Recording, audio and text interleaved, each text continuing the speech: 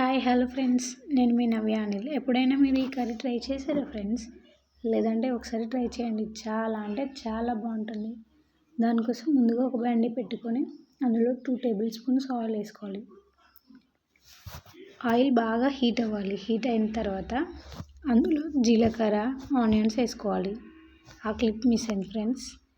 Next ఈ ఉల్లాకు కూడా అందులో వేసుకోవాలి. వేసుకొని ఫ్రై అయిన తర్వాత కొంచెం పసుపు, అలాగే అల్లం వెల్లుల్లి పేస్ట్ వేసుకోవాలి ఫ్రెండ్స్. వేసుకొని ఒకసారి కలుపుకోవాలి.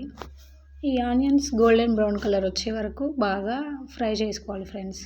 అలా అయితే కర్రీ బాగా చాలా టేస్ట్ ఉంటుంది. అందులోనే కొంచెం సాల్ట్, కారం వేసుకొని కొంచెం సేపు ఉడకనివ్వాలి కారం. అలా అయితే కర్రీ బాగా టేస్ట్ వస్తుంది ఫ్రెండ్స్. నెక్స్ట్ ఇందులో ఎగ్స్ వేస్తున్నాం ఫ్రెండ్స్. ఎగ్స్ వేస్తే చాలా బాగుంటుంది కర్రీ.